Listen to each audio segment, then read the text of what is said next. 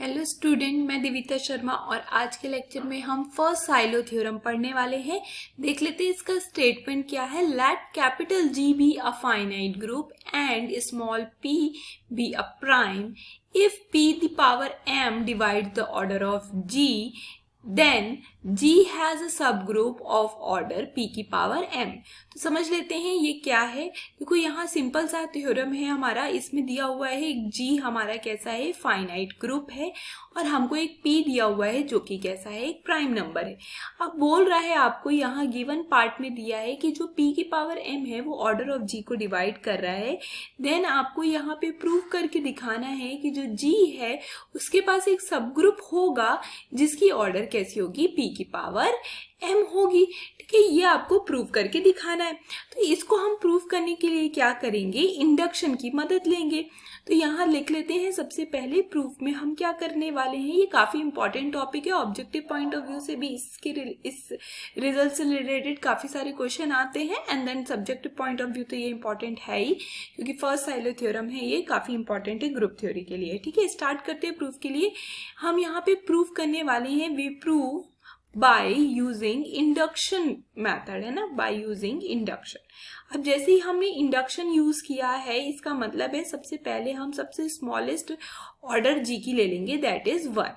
तो यहाँ पे जैसे ही आपने यहाँ पे 1 लिया वैसे ही रिजल्ट क्या हो जाएगा, ऑब्वियस हो जाएगा। क्यों हो जाएगा ऑब्वियस, क्योंकि अगर G की ऑर्डर 1 है तो उसके पास कोई प्राइम होगा ही नहीं जो उसकी ऑर्डर को डिवाइड कर पाए।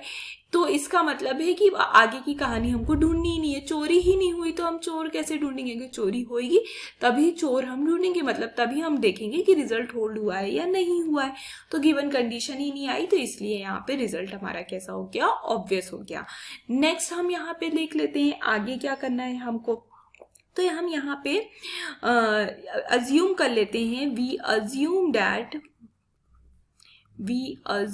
दैट रिजल्ट होल्ड, रिजल्ट क्या होगा, होल्ड्स होगा, holds for all the group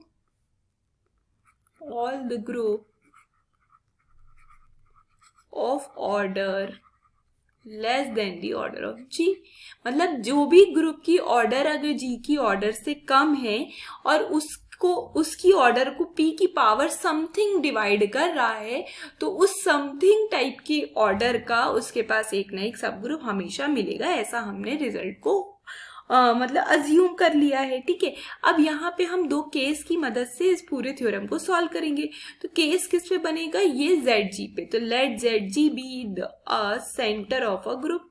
तो ये क्या बन गया, आपका सेंटर ऑफ ग्रुप है। इसके बेसिस पे हम यहाँ पे दो केस बनाएंगे और थ्योरम को प्रूव करेंगे। तो अब यहाँ पे देखो, हमको गिवन कंडीशन तो हमारी होल्ड हो रही है कि जो P की पावर m है वो G को डिवाइड कर रहा है। तो इसका मतलब है जो P है वो सब ग्रुप ऑफ G को डिवाइड करेगी भी या नहीं भी कर सकती है। तो यहाँ हमने केस 1 लिया है कि जो P है वो डिवाइड कर रहा है ऑर्डर ऑफ ZG को। ठीक है ना, ZG क्या है, आपका सेंटर ऑफ अ ग्रुप है, मतलब सब ग्रुप ऑफ G है, तो ये डिवाइड कर रहा है। तो फिर यहाँ पे आप क्या लिखेंगे, बाय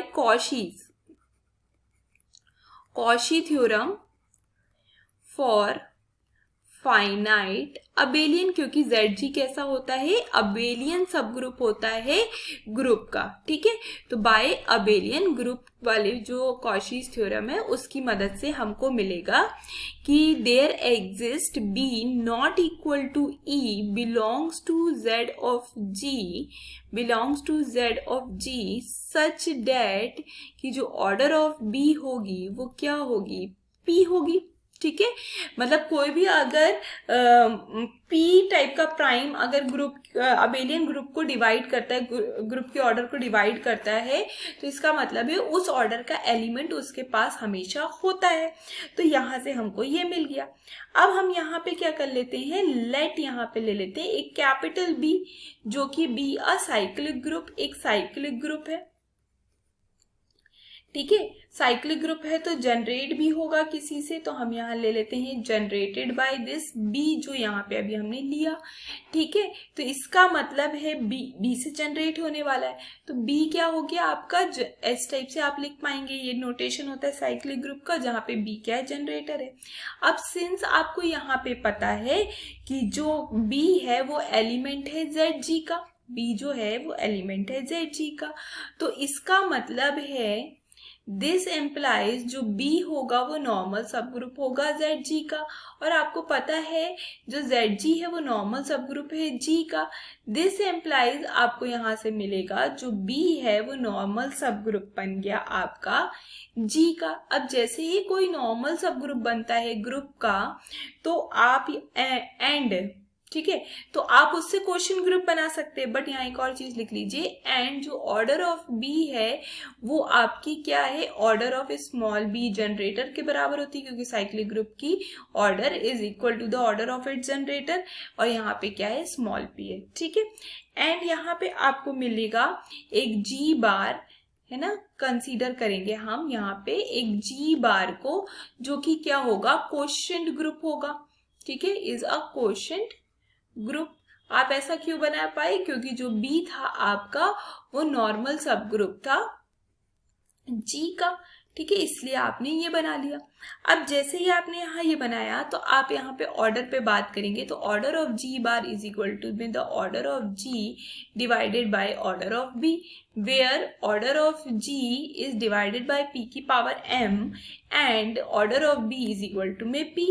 दिस एम्प्लाइज जो p की पावर m-1 है वो डिवाइड करेगा ऑर्डर ऑफ g बार को। ठीक है, ऑर्डर ऑफ g बार को। अब हमको यहाँ पे ये भी पता है कि जो ऑर्डर ऑफ g बार होगी, quotient group of a group बनेगा, वो उसकी ऑर्डर हमेशा लेस देन होती है ऑर्डर ऑफ ग्रुप से। तो यहाँ हमको ये भी पता है। अब हमने वहां पे एक बाय आर अजम्पशन अभी हमने एक अजम्पशन लिया था, क्या लिया था कि जिसकी भी ऑर्डर ग्रुप की, जिसकी भी ऑर्डर जी की ऑर्डर से कम है और पी की पावर समथिंग अगर उसको डिवाइड कर रही है, तो उसके पास एक p की पावर समथिंग ऑर्डर का सब ग्रुप होगा। तो बाय अजम्पशन हमको यहाँ पे मिला कि देयर एग्जिस्ट p की पावर p बार सब group of g bar such that the order of p bar is equal to में p की पावर m-1। ठीक है, ये स्मॉल p m-1 होगी इसकी ऑर्डर। ये हमको यहाँ पे एक सब ग्रुप g बार के अंदर मिला।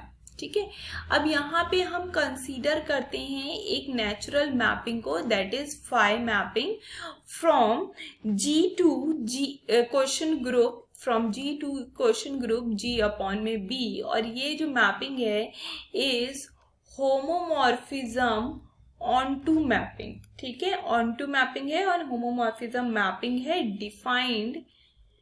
Defined by phi of x is equal to में bx coset for every x belongs to g के लिए विथ कर्नल